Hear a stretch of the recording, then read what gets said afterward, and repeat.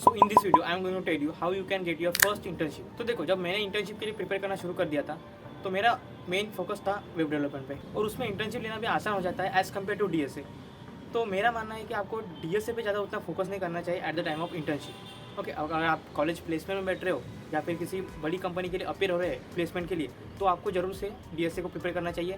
लेकिन अगर आप एक इंटर्नशिप के लिए प्रिपरेशन कर रहे हो तो मेरा ऑब्जेक्टिव ये है कि आपको ज़्यादा से ज़्यादा फोकस अपने वेब डेवलपमेंट स्किल पे करना चाहिए। अगर आपको लगता है कि यार मैं डीएसए में एक अच्छी इंटर्नशिप पा सकता हूँ तो आप ज़रूर से डीएसए कर सकते हो, वेब डेवलपमेंट को साइड में कर सकते हो, ठीक है। लेकिन मैं ऐसा नहीं मानता, मैं वेब डेवलपमेंट को हमेशा आगे ही रखूँगा in terms of internship.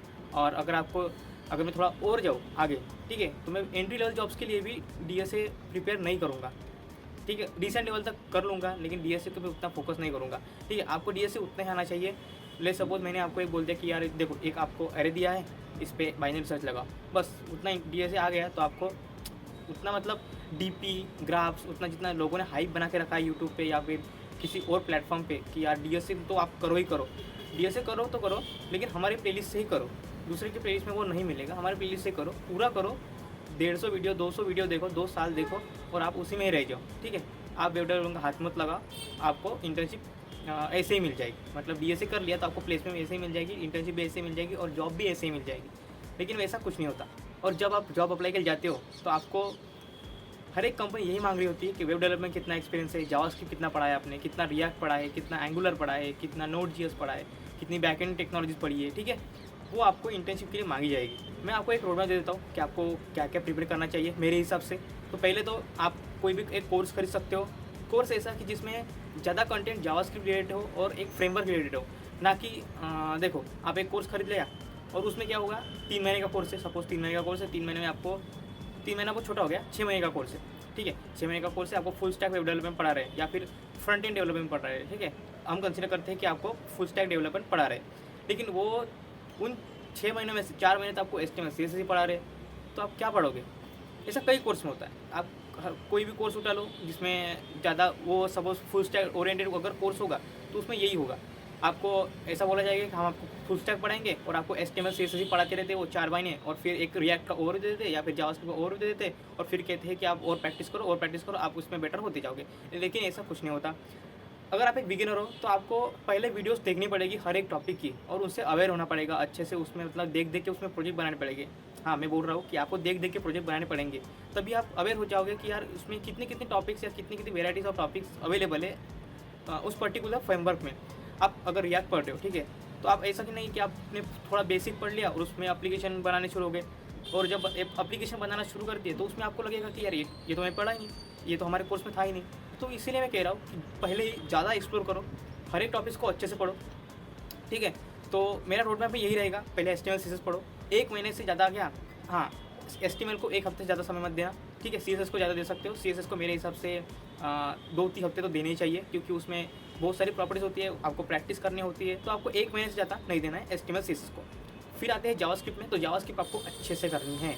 Suppose आपको 2-3 महीने दे दो जावास्क्रिप्ट कोई, और ठीक है, मैं ऐसा सोच के चल रहा हूँ कि आप कॉलेज भी जाते हो तो 2-3 महीने तो आपको लगने ही वाले हैं, क्योंकि आप उसमें टाइम निकाल के फिर जावास्क्रिप्ट पढ़ रहे हो, ठीक है।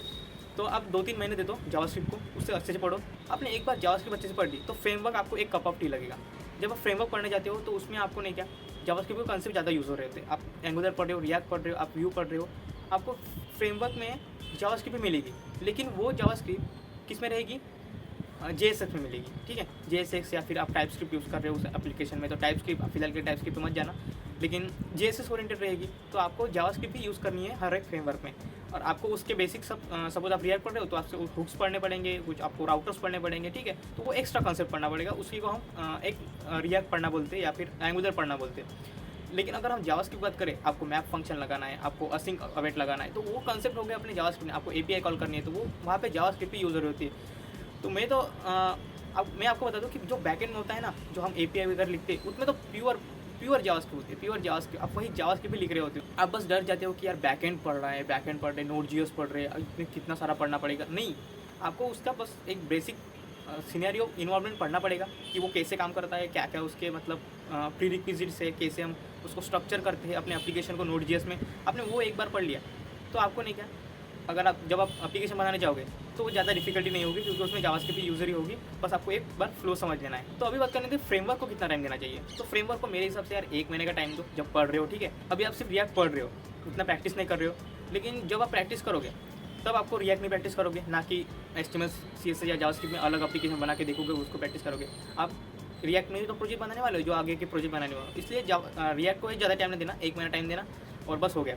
और फिर आपको बनाने प्रोजेक्ट्स। अगर प्रोजेक्ट्स के बारे में मैं आपको बताऊँ, ठीक है, अगर मैं प्रोजेक्ट्स के बारे में आपको आइडिया दूँ, तो ऐसे कुछ ज़्यादा प्रोजेक्ट्स नहीं है, वेराइटीज़ ऑफ प्रोजेक्ट बहुत ही कम है। देखो, गिने चुने एप्लीकेशंस होते हैं। एक तो होता है अपना वो बुकिंग वाले एप्लीकेशन, जिसमें हम होटल बुक कर सकते हैं, जिसमें टिकट बुक कर सकते हैं, ठीक है। दूसरे हो गए अपने स्ट्रीमिंग प्लेटफॉर्म, यूट्यूब, नेटफ्लिक्स हो गया, ऐसे। तीसरे हो गए हमारे ई-कॉमर्स, और ऐसे कुछ गिने चुने हैं। तो अभी आपने रिएक्ट तो पढ़ लिया है, ठीक है। तो अभी आप क्या करो, एक ई-कॉमर्स वेबसाइट बना के देख लो उसमें, ठीक है।